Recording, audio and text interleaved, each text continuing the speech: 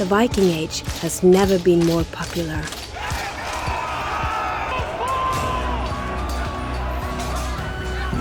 And we admire many of the virtues of the Vikings, their strength, their honor, and their courage. But would we really like to live in a society where those were the main values that shaped the culture? I'm now in Borre, which is on the shores of the Oslo fjord. And every summer, people gather here to celebrate and to remember the Viking Age. People come to sell their beautiful crafts. They wear Viking clothes, sleep in Viking tents, forge iron, and tell the ancient stories of heroes and gods.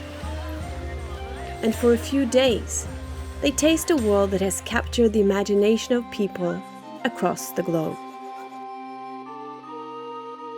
They get a sense of how it was to live when the Nordic people rowed their boats across vast oceans to rob, violate women, and conquer lands. We burn and steal and plunder on Lindisfarne Island, their ashes on our train. We gold and gemstones and trolls to tell the tale.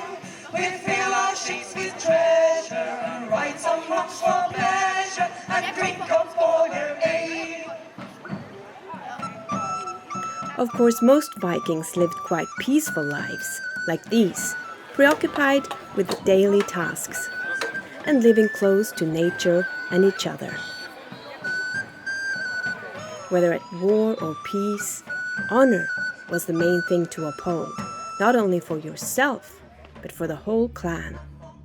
A bad reputation could destroy everything. The need to restore honor through revenge sometimes resulted in a cycle of violence and blood feuds that could last for generations. There were other aspects of life that could be very difficult. If you were born a slave, your body belonged to someone else, and there was no law against beating, molesting, or killing you. If you were a handicapped baby, you would most likely be put out into the forest to die.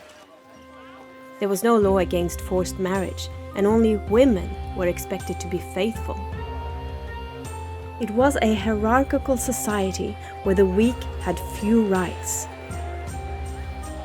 The Norse believed that their fate was already decided, yet they sought the gods' favor through sacrifices, usually animals, like horses.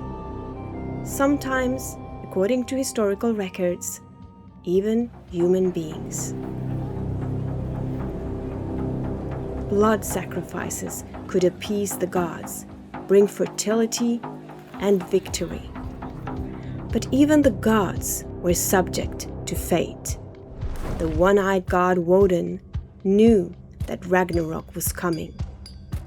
One day the world would burn, the gods would fall, and a new day would dawn.